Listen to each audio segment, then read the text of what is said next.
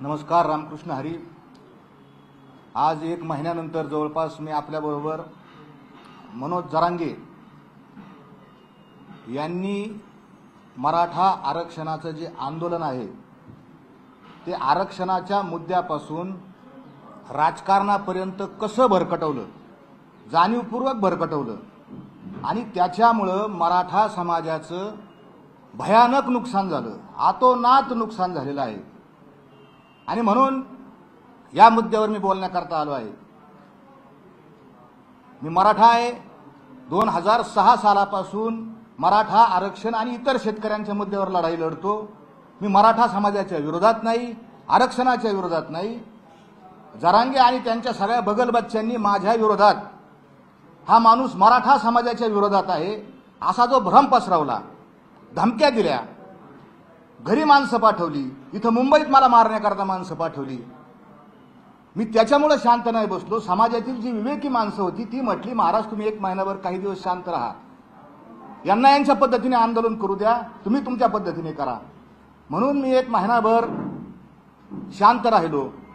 मराठा समाजाला आरक्षण मिळण्याची लढाई, कायदेशीर लढाई मी तेव्हापासून आजपर्यंत लढत आहे आणि ती लढत राहणार आहे. आणि लवकरच आम्ही ज्या कायदेशीर पद्धतीनं मराठा समाजाला आरक्षण मिळणार त्याच्यासाठी लवकरच यश येणार आहे, ते मिळेल. मी सातत्यानं जरांगे यांना प्रश्न विचारले, अद्याप पावेतो माझ्या प्रश्नाची उत्तरं जरांगे यांनी दिलं नाही. जरांगे यांना मराठा समाजाने नेतृत्व दिलं ते त्यांच्या पारदर्शकपणामुळे दिलं, त्यांच्यावर असलेल्या विश्वासामुळे दिलं की हा माणूस कधी फुटणार नाही, हा माणूस समाजाचं वाटोळं करणार नाही. परंतु जरांगे यांच्या सगळ्या काही त्यांनी केलेल्या कृती आहेत, घटना आहेत, त्याच्यामुळे यांची विश्वासार्हता नष्ट झालेली आहे. ओपन चर्चा करणार तुमच्या समोर असं जरांगेचं कायम स्टेटमेंट आहे. लोणावळ्यामध्ये, वाशीमध्ये जरांगेंनी बंद खोलीत, बंद दाराआड चर्चा केली आणि डील केली असा स्पष्ट त्याही वेळेस मी आरोप केला होता. जरांगे हे सारखं पलट्या मारतात. आरक्षण नाही दिलं तरी आझाद मैदानात जाणार आणि दिलं तरी गुलाल घ्यायला आझाद मैदानात जाणार असं जरांगे सांगत होते. जरांगे यांनी वाशीतून बंद दाराआड चर्चा करून पाठीमागे गेले. काय डील केली सांगावी? जरांगे यांनी उत्तर दिलं नाही. आणि नंतरच्या काळात आत्ता जो मी आपल्या समोर आलेलो आहे, जरांगे यांनी मराठवाड्यातल्या मराठ्यांना आरक्षण मिळावं, जे वंचित आहेत, जे गरीब आहेत त्यांना आरक्षण मिळावं यासाठी चालू असलेला जो लढा होता तो काही त्यांचा एकट्याचा नव्हता, अनेकांचा लढा होता. आणि हा लढा त्यांनी आजच्या डेटला कसा राजकीय करून ठेवला आणि मराठा समाजाचं कसं नुकसान करून ठेवलं याचा बुरखा फाडण्यासाठी मी आलेलो आहे. जरांगे यांचे शब्द आपण नीट ऐकावेत. माझं मराठा समाजातील भावनिक भोळ्या लोकांना आव्हान आहे. काल जी मीटिंग झाली, निर्णायक मीटिंग होती परवा दिवशी, आणि या मीटिंगमध्ये जे सच्चे मराठे गेले होते त्या सच्च्या मराठ्यांनी मनोज जरांगे यांना निघताना शिव्या दिलेल्या आहेत. त्या शिव्या रेकॉर्डेड आहेत. आम्हाला इथं झक मारायला बोलवलं का, उन्हातानात बोलवलं का, अशा पद्धतीनं मराठा समाजाच्या लोकांनी त्यांच्यावर आगपाखड केलेली आहे. का केलं त्यांनी? का मराठा समाज त्यांच्यावर नाराज झाला? तर त्यांची जी पहिली भूमिका आहे, ज्या गोष्टीवर बोलण्यासाठी मी इथं आलो, मागच्या काही काळात 8-15 दिवसापूर्वी महाराष्ट्राचे माजी मुख्यमंत्री आणि नुकतेच भाजपामध्ये गेलेले, राज्यसभेचे सदस्य झालेले अशोक चव्हाण हे रात्री उशिरा अंतरावली सराटी इथं गेले आणि त्यांनी मनोज जरांगे यांच्याबरोबर 1 तास चर्चा केली. दोघांनी नंतर पत्रकारांना मुलाखती दिल्या. जरांगे यांनी सांगितलं की मी बंद दाराच्या आड चर्चा करत नव्हतो, दरवाजा उघडा ठेवला.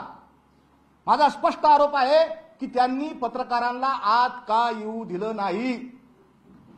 तुम्ही ओपन करता चर्चा, तुम्ही पारदर्शक आहात, काय चर्चा केली? बरं तुम्ही असंही म्हणले मी फेस टाईमवर बोलतो, मी मुख्यमंत्र्यांसंग फेस टाईमवर बोललो, मी उपमुख्यमंत्र्यांसंग फेस टाईमवर बोललो आणि मोबाईल ठेवून आम्ही रेकॉर्डिंग केल्या मुख्यमंत्र्याच्या उपमुख्यमंत्र्याच्या. मग तुम्ही अशोक चव्हाण यांच्याबरोबर काय चर्चा केली याची तुम्ही रेकॉर्डिंग केली असेल, ती रेकॉर्डिंग समाजासमोर तुम्ही जाहीर करावी, व्हायरल करावी. जरांगे म्हणतात समाज माझा मायबाप आहे, मी समाजाच्या पुढे एक शब्द जात नाही, समाजाचंच मी ऐकतो, समाज मला सांगन तसं मी करतो. मग समाजानं निर्णय घेतला होता की प्रत्येक मतदारसंघामध्ये 1000 फॉर्म भरून ही निवडणूक ईव्हीएम वरून बॅलेट पेपरवर आणायची. हा जिल्हा पातळीवर प्रत्येक समाजाने निर्णय घेतला होता. मग हा निर्णय जरांगे यांनी कालच्या अंतरावली सराटी येथील मीटिंगमध्ये बदलला. का बदलला? समाज म्हणत होता असं करू, तुम्ही नाही बदलला. आणि का बदलला माहिती आहे का? तर हे जे माजी मुख्यमंत्री अशोक चव्हाण त्यांच्याकडे गेले, बंद खोलीत त्यांनी चर्चा केली आणि त्यांनी हा निर्णय डील करून बदललेला आहे असा माझा त्यांच्यावर आरोप आहे. काय डील केली तुम्ही? का निर्णय हा बदलला? मराठा समाज फॉर्म भरायला तयार होता, तुम्ही का बदलला? निर्णायक मिटिंग होती. काय निर्णय घेतला तुम्ही? खपाखपा मतदान करा. खपाखपा? कोणला खपाखपा मतदान करायचं? काहीच नाही. काही लोकांनी अक्षरशः ती मिटिंग उधळून लावलेली आहे. आपल्या सगळ्या मीडियावरती लोक उठले. जरांगे यांचं समाज आता ऐकत नाही. जे लोक तिथं लाभार्थी म्हणून गोळा झाले, ज्यांना काहीतरी फायदा राजकारणातला पाहिजे, ते लोक फक्त आज त्यांच्या पाठीमागे उभा आहेत. सगळा भोळा भाबडा माझा मराठा समाज हा जरांगे यांच्यापासून यांच्या सगळ्या कार्यपद्धतीवर नाराज होऊन त्यांना आता बोलत आहे. मुळातच मनोज जरांगे यांची लढाई ही गोरगरीब गरजवंत मराठ्यांच्या लेकरा बाळासाठी नव्हती. कोणासाठी जरांगे लढत होते? तर ज्यांना गावात ओबीसीच्या कोठ्यातून सरपंच व्हायचं होतं, ज्यांना ओबीसीच्या कोठ्यातून जिल्हा परिषद, पंचायत समिती, नगरसेवक व्हायचं होतं, अशा गावातल्या 4-10 लोकांसाठी मनोज जरांगे यांची लढाई होती. मनोज जरांगे यांची लढाई ही राजकीय होती, ही गरजवंत गरीब मराठ्यांच्या लेकरा बाळासाठी नव्हती आणि असणारही नाही.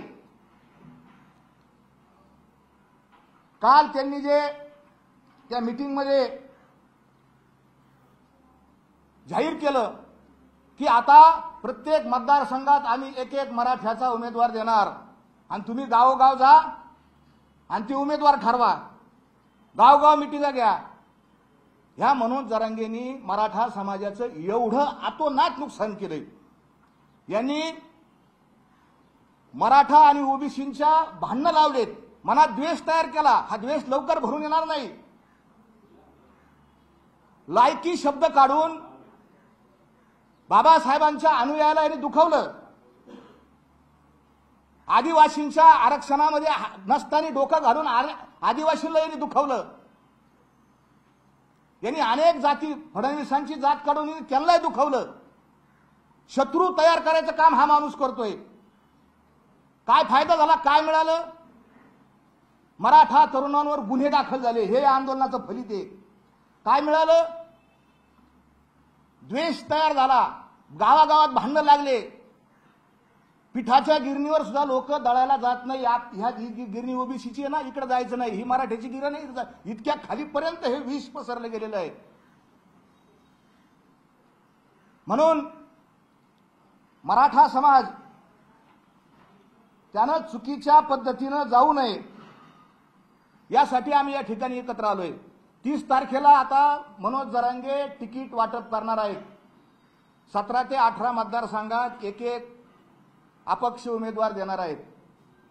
कोणाचा फायदा होणार याच्यातून? कुणी सांगितलं तुम्हाला एक उमेदवार द्या? काय डील झाली तुमची? तुम्हाला अशोक चव्हाण साहेबांनी सांगितलं का तुम्ही एक उमेदवार द्या? मग त्या एक उमेदवाराच्या मागे मराठा समाज राहिला तर कोणाचा फायदा होतो? ही त्यांची पहिली डील. आणि आता त्यांची दुसरी डील चालू आहे अंधारात. महाविकास आघाडी संघ मी आता अपक्ष उमेदवार उभा करणार नाही, मी हे सगळे उमेदवार खाली बसवतो, अशी त्यांची चर्चा. आणि 30 तारखेला ते सांगणार की आता मी अपक्ष देणार नाही. हा फक्त माणूस हा डील करतोय. आणि हे सांगण्यासाठी आम्ही याच्याकडे आलो. 1000 फॉर्म भरा हा निर्णय त्यांचाच. ह्या माणसाकडे फॉर्म भरायचं मॅनेजमेंट नाही, कुठलंही नियोजन ह्या माणसाकडे नाही. काल एवढ्या मोठ्या संख्येत लोक तिथं आले, मांडव किती टाकावा याची सुद्धा या माणसाला अक्कल नाही. अक्कल नाही. या माणसाला राजकारणातलं कायद्यातलं काही कळत नाही, काडीची अक्कल नाही. हे मागच्याच वेळेस म्हटलो.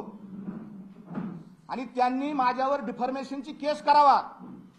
मी कोर्टातून सिद्ध करून देईन की ह्या माणसाला कायद्यातली राजकारणातली अक्कल नाही. कोर्टातून सिद्ध करून देईन. हा बेअक्कल माणूस आहे. आणि अशा बेअक्कल माणसाच्या बरोबर समाजानं जाता कामा नये, म्हणून मी शेवटपर्यंत बोलत राहणार. याच्या आंदोलनाचा फायदा कुणाला कुणाला फायदा? काही 4-2 लोकांना फायदा झाला.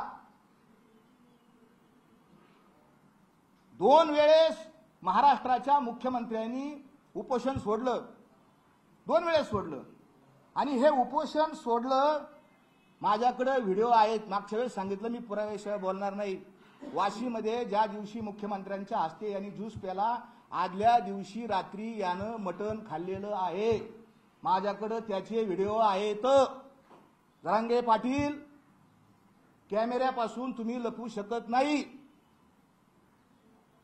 ज्या दिवशी तुम्ही सागर बांगल्यावर निघाले, तुम्ही तर म्हणले मी समाजाला विचारल्याशिवाय काही करत नाही. कोणाला विचारून सागर बांगल्यावर तुम्ही निघाले? कोणाला विचारून तुम्ही त्यांना शिव्या दिल्या? उपमुख्यमंत्र्याला मनाने शिव्या दिल्या, मनानेच निघाले. तर निघाले त्या भांबिरी गावात गेले आणि तिथं तुमचे महाराज आले. आमच्याकडे त्याचे सुद्धा रेकॉर्डिंग आणि फोटो आहेत. उपोषण दुसऱ्या दिवशी सोडलं ना तिथं आंतरवालीत, त्याच्या आदल्या दिवशी मनोज जरांगे यांनी जेवण केलेलं आहे. उपोषणामध्ये जेवण केलेलं आहे. महाराजांच्या विनंतीला मान ठेवून तुम्ही भाकरी खाल्ली. का फसवता? का लोकांना हे करता? 2दा मुख्यमंत्र्यांनी उपोषण सोडलं आणि तिसऱ्या वेळी तुम्ही कोणाच्या हाताने उपोषण सोडलं? ज्यांना तुम्ही आंबडचा भावी आमदार करण्याचा शब्द दिला अशा तुमच्या व्यक्तिगत मैत्रीतला तुम्ही उपोषण सोडलं. माझा पुढचा आक्षेप असा आहे की याच्या आंदोलनाचा फायदा काही 4-2 लोकांना होतो, मराठा समाजाला होत नाही. ज्यांच्या हाताने उपोषण सोडलं त्या अंतरावली सराटीमध्ये मधल्या त्या माऊलीनं तिसऱ्या दिवशी नवी कुरी गाडी घेतली. कुठून पैसे आले? एसआयटी चौकशीला हा देवेंद्र फडणवीस यांना, उपमुख्यमंत्री देवेंद्र फडणवीस यांना हा माणूस काही दिवसापूर्वी मराठा द्वेष्टा म्हणत होता. याला हाकलून द्या, हा मराठा द्वेष्टा आहे, हा अमका आहे, हा तमका आहे. आणि आज याची भाषा बघा. आज काय बोलतो? फडणवीस साहेब, फडणवीस साहेब, फडणवीस साहेब, फडणवीस साहेब, फडणवीस साहेब. का हो तुम्ही आता फडणवीस साहेब? कुठे गेली तुमचं शौर्य? कुठे गेली तुमची हिंमत? तुम्ही घाबरलात. तुम्ही एसआयटी चौकशीला घाबरलात. तुम्ही नार्को टेस्टला घाबरलात. तुम्हाला आव्हान दिलं, तुम्ही माझ्यावर आरोप केले, बलात्कार, विनयभंग, 300 कोटी घेतले, पैसे घेतले. मी म्हणलं माझी नार्को करा आणि तुमची नार्को करा. आहे का तुमच्यात हिंमत नार्को करायची? तुमच्यात हिंमत नार्को करायची नाही. समाजासमोर या कॅमेऱ्यासमोर इथं होऊ द्या एसआयटी चौकशी, होऊ द्या. का घाबरता तुम्ही? का अटकेला घाबरता? केजरीवाल घाबरले अटकेला? तुम्ही तर थरथर कापायला लागले अटकेला. कारण तुम्हाला माहिती, मला जर अटक झाली माझ्याच एसआयटी चौकशीतून माझे सगळे पैसे, सगळे काळे धंदे उघडकीस येणार आहेत. आणि म्हणून तुम्ही शरणागती पत्करली. म्हणून तुम्ही अशोक चव्हाणांना शरण गेले आणि त्यांना सोयीस्कर होईल असे तुम्ही निर्णय घ्यायला लागले. मनोज जरांगे हा मराठा समाजाचं वाटोळं करणारा माणूस आहे. आणि म्हणून माझं मराठा समाजाला विनंती आहे की अडाणी 1950 सालाच्या आधी अडाणी असलेल्या दलित बांधवांनी महामानव डॉक्टर बाबासाहेब आंबेडकरांसारखा सुशिक्षित बॅरिस्टर, पीएचडी, डॉक्टर असं नेतृत्व निवडलं. अज्ञानी लोक होती, गरीब होती, भोळी होती, भाबडी जनता होती. त्या अस्पृश्यांनी बाबासाहेबांचं नेतृत्व स्वीकारलं. आज त्यांची प्रगती कुठं झाली? आणि सुज्ञ असलेल्या, विवेकी असलेल्या, सुशिक्षित असलेल्या मराठा समाजानं हा 10वी-12वी छाप पास झाला का नापास झाला माहीत नाही, आणि याचं नेतृत्व स्वीकारलं. आणि परिणाम काय झालाय? भयानक परिणाम झालाय. मी नेहमी सांगतो, मी त्या दिवशी सांगितलं होतं की बसचा ड्रायव्हर पेलेला आहे, मराठ्यांनो या बसमधून खाली उतरा. आता काय झालं माहिती का, हा आमचा ड्रायव्हर यांनीच गाडीतून उडी मारली, गाडी मोकार सोडून दिली. मराठ्यांची गाडी आता ही आरक्षणाची गाडी ही भरकटच सुटलेली आहे आणि त्याला हा एकमेव जबाबदार माणूस आहे. त्याच्याकडे मॅनेजमेंट नाही, काय नाही, फॉर्म भरायचं काही नाही, या सगळ्या गोष्टी याच्याकडे आहे. कालच्या त्याच्यामध्ये त्यांनी स्वतः कबूल केलं की लोकसभेत आपलं काही गुंतलं नाही, याचे शब्द येतं. लोकसभेत आपलं काही गुंतलं नाही, आरक्षण जे मिळायचं ते खाली राज्यात मिळणार आहे. आरक्षण कुठे मिळणार आहे? लोकसभेला काहीच महत्व नाही असं ते म्हणतात. लोकसभेला मराठ्यांनो लोकसभेत आपली शक्ती वाया घालू नका. अरे जिथं देशाचं सर्वोच्च राजकारण ठरतं, आपण देशाच्या राजकारणाला, मराठा समाजाला, शेतकऱ्यांना न्याय देऊ शकतो, मराठा हे आपले प्रतिनिधी जाऊ शकतात आणि तिथं हा माणूस म्हणतो तिथं काय गुंतलेलं नाही. बरं हा नुसता गोल बिंगतो, एका घडीला म्हणतो मराठ्यांना सरकारला शिव्या देतो, मला द्यायला जाणं, मला काय सरकारचं काही घेणं देणं नाही. पण दुसऱ्या बाजूला म्हणतो सरकारने आपल्याला काहीच दिलं नाही आणि दुसऱ्या बाजूला काय म्हणतो 70 वर्षाचे मिळालं नाही ते आपल्या आंदोलनामुळे मिळालं. 1.5 कोटी मराठी आरक्षणात गेले, देणं यादी जाहीर कर ना. 2 कोटी म्हणतो, कधी 1.5 कोटी म्हणतो, एवढे मराठी आरक्षणात गेले. लिस्ट दाखवून तू किती मराठ्यांना फायदा झाला.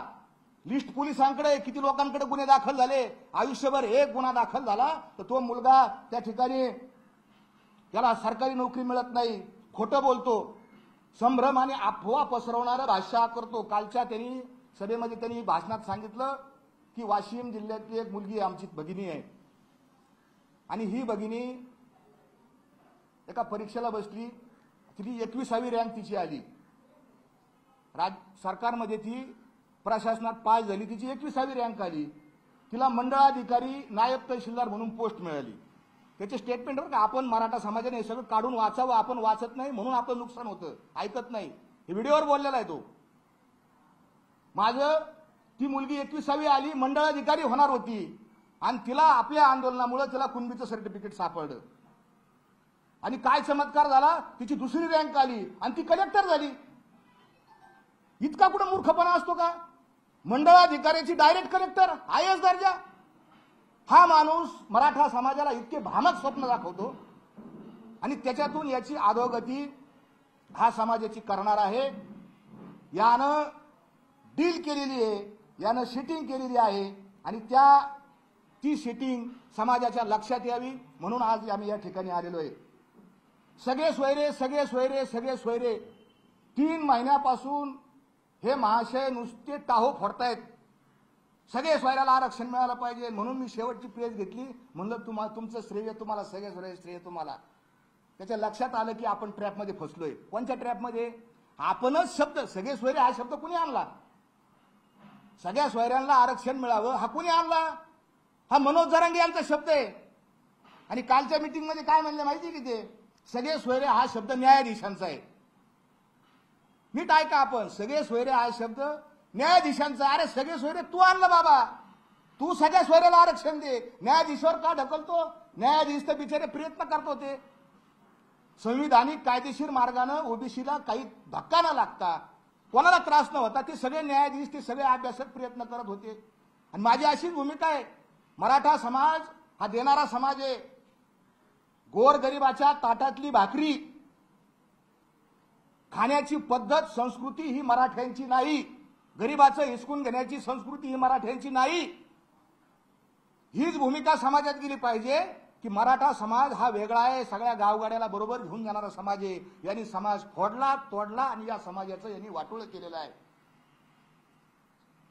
काय पडलं समाजाच्या हातात? यानं आंदोलन सुरू केल्यापासून 208 आत्महत्या झाल्या. कोण आहे जबाबदारी आत्महत्याला? कोण जबाबदार आहे? आरक्षण मिळालं का लगेच घरावर सोन्याचे पत्रे येणार आहेत का? याने असं सांगितलं का आरक्षण कुणबीचा कागद आला का लगेच नोकरी, आला कुणबीचा कागद का लगेच तलाठी, गेला पोलीसमध्ये का लगेच गेला आर्मीत? अरे इतकं सोपं आहे का? ज्यांना आरक्षण मिळालं त्यांचं 208 आत्महत्या झाल्या. अजूनही मुलं करतात. आमचं एक नातेवाईक आहे आष्टीमधला, शिरी गावातला, बीड जिल्ह्यातल्या, त्या तरुण पोरांनी आत्महत्या केली. घरचे धाय मोकळून कोणी गेलं नाही तिथं. नातेवाईक गेले, काही गावातले 2-4 जण. कोण याला जबाबदार आहे? तर सगळ्या या समाजाला माझी विनंती आहे, भावनिक होऊ नका. हा काय म्हणतो कालच्या भाषणात, याच्या त्याच्या डोक्यावर हात ठेवायला शिका. याची स्टेटमेंट आहे कालच्या सभेत. तुम्हाला समजत नाही, डोक्यावर हात ठेवायला शिका. तू कोणाच्या डोक्यावर हात ठेवले? तू घडीत भाजपच्या डोक्यावर हात ठेवतो, घडीत बारामतीच्या डोक्यावर हात ठेवतो, घडीत त्याच्या डोक्यावर हात ठेवतो. कोणाकोणाच्या तू कोणाच्या डोक्यावर हात ठेवले तू सांग आम्हाला. या मुद्द्यावर समाजाचं जाऊ नये म्हणून, समाजाचं नुकसान होऊ नये म्हणून आम्ही आलो. पूर्वी मराठा क्रांती मोर्चा हा सामूहिक निर्णय घेत होता. समन्वयक असतील, हे असतील, आणि मराठा क्रांती मोर्चाच्या निमित्तानं सारथी सारखी संस्था निर्माण झाली. हे त्याचं फलित आहे. अण्णासाहेब पाटील महामंडळाचं पुनरुज्जीवन झालं. सामूहिक निर्णय. वसतिगृह शिक्षणामध्ये मुलांना मुलींना सवलती मिळाल्या, फी मध्ये सवलत मिळाली, नोकर भरती झाली. हे मराठा क्रांती मोर्चाचं फलित आहे. एक दोन त्या समन्वयात पण नालायक लोक निघाले, त्याच्यात काही शंका नाही. असतातच पाची बोटं हाताला सारखी असत नाहीत. पण मिळालं काय? आणि ह्यांच्या ह्याच्यातून मिळालं काय? तर उद्याच्या 30 तारखेला मराठवाडा आरक्षण चळवळ उद्याच्या 30 तारखेला तिकीट वाटप जाहीर करणार आहे. मनोज जरांगे यांनी सगळ्या जातीत भांडणं लावली, धर्मात भांडणं लावली, आणि आता मनोज जरांगे हे गावागावात भांडणं लावणार. त्या दिवशी त्यांनी काय सांगितलं, गावागावात जा, तुम्ही तर थांबू नका, निघा निघा असंच बोलत होते. लोकांनी ती सभा उधळून लावली. ऐकलंच नाही जरांगेंचं.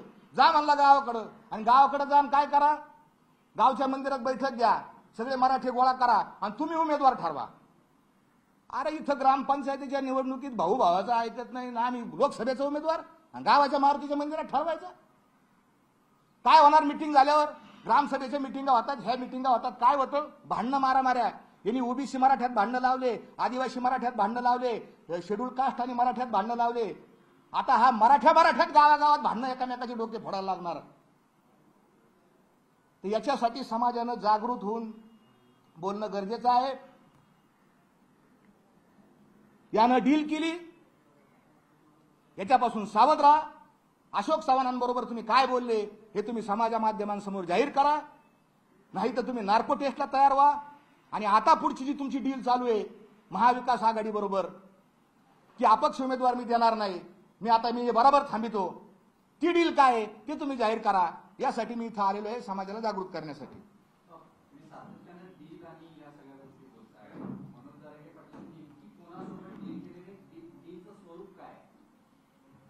तेच तर मी म्हणतो ना, की मनोज जरांगे यांनी अशोक चव्हाण जे महाराष्ट्राचे माजी मुख्यमंत्री आहे, खरं तर त्यांनी विचारायला पाहिजे होतं चव्हाण साहेबाला, की तुम्ही मुख्यमंत्री असताना तुम्ही काय केलं बाबा मराठा समाजाच्या आरक्षणासाठी, ते त्यांनी विचारलं नाही. मागच्या महाविकास आघाडीच्या सरकारच्या काळात मराठ्यांचं आरक्षण जे सुप्रीम कोर्टात चालू होतं, तिथं मंत्रिमंडळाची उपसमिती झाली, आणि त्या उपसमितीचे अध्यक्ष अशोक चव्हाण होते. ते आरक्षण गेलं, ते टिकवता नाही आलं. मनोज जरांगे त्यांना जाब विचारायला पाहिजे होता, त्यांना जाब विचारला नाही. हे कशासाठी गेले ते चव्हाण साहेब? आधी म्हणले सरकार म्हणून आले, त्यांचे शब्द आहे का? आणि नंतर काय म्हणले ते, की ते समाज म्हणून आलेत. इतके दिवस कोण नाही आले समाज म्हणून? इतके दिवस आम्ही गुन्हे दाखल करून घेतले, लाठ्या काठ्या घेतल्या, मग इतके दिवस का समाज म्हणून आले नाही? आता सरकारमध्ये कसं काय गेल्यावर आले? आणि काय तुम्ही बोलले तुम्ही जाहीर करा ना. तुम्ही पारदर्शक आहेत ना. डील झाली जे म्हणतो ना मी, काय डील केली तुम्ही सांगा ना. 1000 फॉर्म भरायचे तुम्ही कॅन्सल केले, काय कशासाठी केले? काय ठरलं तुमचं? काय गुप्तगुकिरी तुम्ही दरवाजा उघडा ठेवला? त्यांनी बोलताना लय हुशार शातीर माणूस आहे, चतुर आहे जरांगे. बंद दाराआड, लोणावळ्यात बंद दाराआड चर्चा, वाशीत बंद दाराआड चर्चा, इथं अंतरावरीत त्यांनी काय केलं, दरवाजा उघडा ठेवला. पण तुम्हाला आतमध्ये येऊन दिलं का पत्रकार बंधूंना? ज्या मीडियाच्या जोरावर, मीडियाच्या ताकदीवर जरांगे हे मोठे झाले, त्या मीडियाला दाराच्या बाहेर ठेवलं नाही यांनी. ठेवलं का नाही साहेब तुम्ही सांगा? का नाही तुम्ही आतमध्ये? काय होऊ द्या ना चर्चा. चव्हाण साहेब इथं बसलेले, मनोज जरांगे इथं बसले, काय चर्चा झाली? डील झाली तुमच्या, डील ती तुम्ही काय त्यांना त्यांच्यावर मी आरोप केलाय. काय स्वरूप आहे डीलचं स्वरूप काय? कशाच्या संदर्भात? आणि तुम्ही म्हणताय की 1000 फॉर्म भरणार होते ते मागे येत्या आता अशोक चव्हाण भाजप सोबत आहे. डीलचं स्वरूप काय? डीलचं स्वरूप 2-3 मी फक्त लॉजिक लावतो, शक्यता. जिथं पुरावा आहे ना, मी म्हणलं ना हा मटण खात होता माझ्याकडे व्हिडिओ येतो, तिथे पुरावाची माझ्याकडे. काय डील झाली यांच्यात? का अशोक चव्हाण गेल्यानंतरच निर्णय बदलला ना? मग डील काय असू शकते? माझ्यावर जे गुन्हे दाखल केले एसआयटी, माझी एसआयटी सॉफ्ट करा, असं असू शकतं. किंवा अजून काही देवाणघेवाण. डील काय होती हो? सौदा काय होतो? काहीतरी सौदाच होतो ना. एक तर तो वाचायचा सौदा असन किंवा काहीतरी लेनदेन असन, यांनी जाहीर करावं त्यांनी, नाही तर त्यांनी नार्को करावी समोर, म्हणजे आपोआप जाहीर होईल. तिलगी कसा पोपटावाने बोलत होता तसं जाहीर होईल. तुम्ही मागच्या केसेसमध्ये 2 वेळा आरोप केले की त्यांच्या मेहुण्याने जेसीबी खरेदी केली, लाखो रुपये, कोट्यवधी रुपयांची देवाणघेवाण झाली. त्यावेळी सुद्धा पुरावे तुम्ही दिले नाही किंवा तशाबद्दल कुठलाही पुरावा तुम्ही मांडला नाही. आता तुम्ही म्हणताय की अशोक चव्हाण यांच्यासोबत भेटीगाठी होत आहेत, डील होते, तर मग अशोक चव्हाण भाजपात आहेत, त्यांचे भाजपचे नेत्यांसोबत डील होते असं म्हणणं आहे. मागच्या वेळेस मी आरोप केले होते, त्या आरोपाचं त्यांनी खंडन केलेलं नाही. मुळात त्यांनी कुठलंही खंडन केलं नाही. या साईटीकडे त्याचे सगळे पुरावे गेलेले आहेत. कोणाच्या नावावर टिप्पर आले, मी 2च टिप्परचा उल्लेख केला, 45 लाखाचे 2 टिप्पर यांच्या मेवण्याच्या दारात उभा आहेत. वाळू काढायचं 17-18 लाखाचं लोडर तिथं उभा आहे, हे वाळू काढतात. नंबर हा मी आरोप केला होता. आणि मग जो माणूस दुसऱ्या तिथं शेतामध्ये कामाला जातो, तो माणूस अचानक 1.25 कोटीचं कसं काय घेऊ शकतो? याचं संशोधन मी सांगितलं ना, कुणी असू द्या ते संशोधन करा. अचानक जर मी उद्या जर हेलिकॉप्टर घेऊन हिंडायला, तुम्ही काय म्हणतात? तुम्ही जर आरोप करताय तर ते आरोप पुरावे आहे. तुम्ही 2-3 वेळा पत्रकार परिषद घेताय, तर त्या पत्रकार परिषदेमध्ये तुम्ही जे आरोप करताय ते पुरावे तुम्ही काय मांडत नाही? मांडले ना मग मी साहेब, मी सांगितलं ना. हा मी काय म्हटलो, मी माझं ऐकून घ्या तुम्ही. मी काय म्हटलो की त्यांच्या मेवण्याच्या दारात टिप्पर आलेले आहेत. शोधावं पोलिसांनी, पोलिसांचा भाग आहे तो. आता मी शोधू का जाऊन? हा ऐका ना हो, मला जे दिसलं आरोप करणाऱ्याच्या तोंडाच्या नावावरती काही झालं, कशा पद्धतीनं खरेदी झालं, जेव्हा आपण एखादा आरोप करतो त्याला आपल्याकडे काही पुरावे असतात, तुम्ही काहीच कागदोपत्री मांडत नाही. ते कागदोपत्री तुमच्याकडे काय आहे?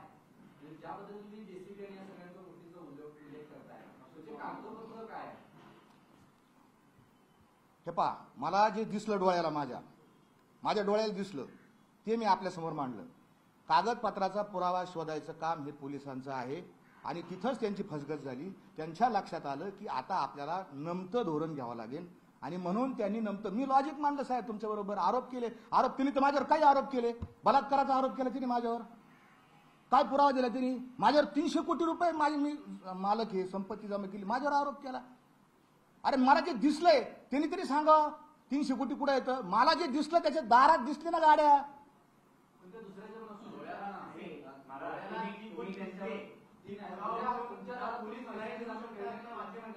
माझं म्हणणं आहे की पोलिसांनी त्याचा शोध घ्यावा, आणि ती घेत आहेत शोध. बस. तुम्ही आज मटण खाल्ल्याचा आरोप केला, त्याचा व्हिडिओ आज आपल्याला पुरावा आहे म्हणतात. हा, त्यांनी इन्कार करावा, मी दाखवतो.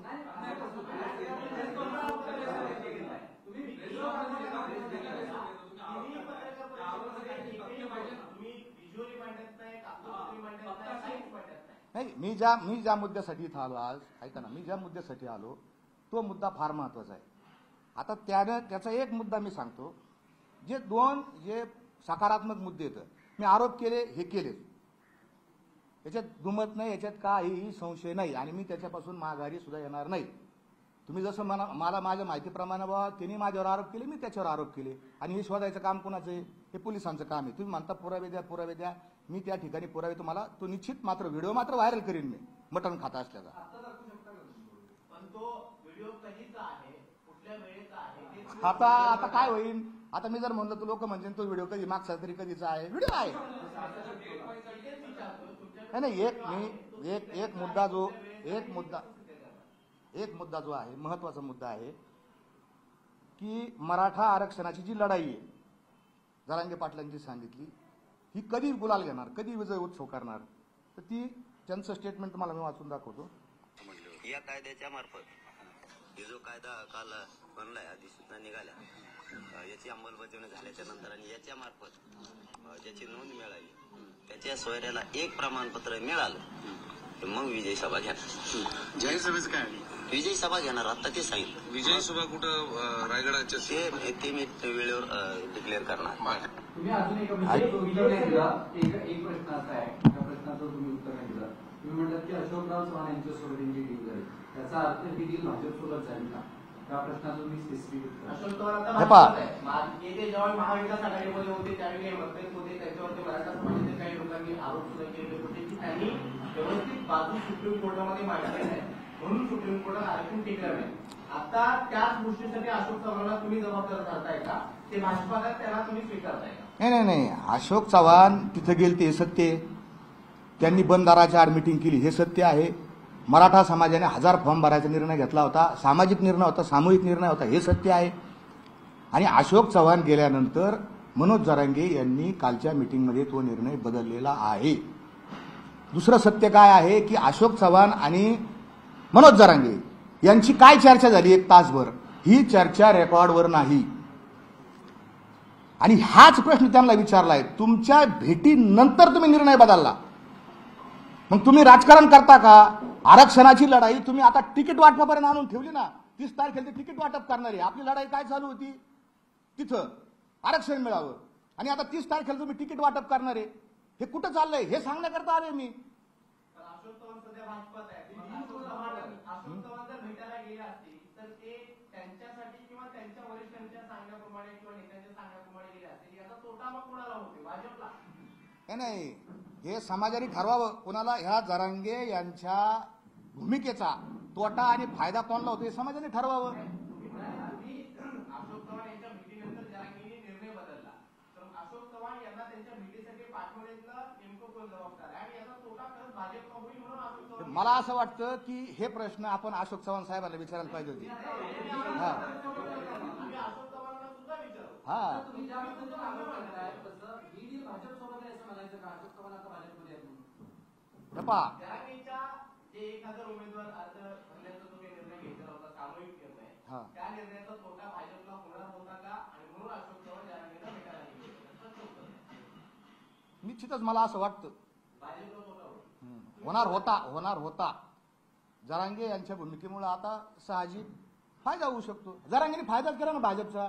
सगळेच्या सगळे ओबीसी जरांगेंनी भाजपच्या तिकडे नेऊन घातले ना, शिव्या देऊन देऊन, द्वेष करून करून सगळे ओबीसी तिकडे गेले. जे गावगाडा चालू होता हातवाटा नाही का पुढे. आता आमच म्हणतो की आम्ही एकत्र येतो ना, आम्ही असं आहे तसं आहे. काही एकत्र राहिलं नाही. सगळे ओबीसी त्यांनी तिकडे नेऊन घातलेले येतं, नुकसान केलं त्यांनी समाजाचं.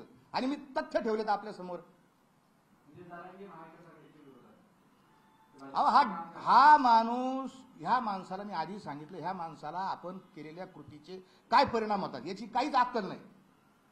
हा कवाय पलटी मारतो, कधी इकडून कधी तिकडून, कधी इकडून कधी तिकडून. हा माझा आक्षेप आहे, हेच सांगण्यासाठी मी आलोय. तुमचे सहकारी आळेकर यांचा एक फोन कॉल व्हायरल झालाय, त्याच्यामध्ये तुम्ही आळेकर, हा त्यांचा एक फोन कॉल व्हायरल झालाय, ऑडिओ क्लिप, हा. त्यामध्ये तुम्ही लोकांची दिशाभूल करताय असा त्याने आरोप केला. नाही काय झालं, हे पहा त्यांचे जे समर्थक आहेत, तुम्ही आताही वाळेकरांना आताही फोन करून विचारू शकता, काही हरकत नाही. मी त्यांच्याशी त्याच्यानंतर बोललो. त्यांनी मला सांगितलं की ती रेकॉर्डिंग माझी नाहीची, असं त्यांनी मला सांगितलं. माझ्याकडे रेकॉर्ड येते. त्यांनी ती नाकारली पहिली गोष्ट. आणि मला त्यांनी सांगितलं तुमच्यावर काय आरोप करू, जरांगेमुळं आमचं नुकसान झालंय. आम्ही 5 वर्ष शिक्षा आम्हाला लागली. कोणामुळे लागली? बारस्कर महाराजांमुळे नाही लागली. आळेकर वाळेकरला शिक्षा लागली नाही, खुनेंना शिक्षा नाही लागली, त्यांच्यामुळे लागलेली शिक्षा. आणि ते येऊन तुमच्या समोर बोललेले आहेत, तुमच्या समोर बोललेत. दबाव असं तुम्हाला कळलं असतं ना, दबावातून केलं का काय केलं. बरं, मी तिथं नाही उपस्थित. हा, मला निश्चित माहिती होतं. आणि मी त्याला एवढं सांगितलं की खरं असन, सत्य असन तर तुम्ही बोललं पाहिजे, समाज माध्यमासमोर येऊन बोललं पाहिजे. आणि ते आले आणि इथं बोलले प्रेसमध्ये. वाळेकरांची ती रेकॉर्डिंग तुमच्याकडे आहे? ती रेकॉर्डिंग माझी नाही म्हणताना आहे ना, ती समोर आणू शकता का? आता नाही आहे, म्हणलेले आहेत ते वाळेकर, बिलकुल म्हणलेले आहेत. ठीक आहे. पुढच्या वेळेस मी आमची लढाई चालू आहे.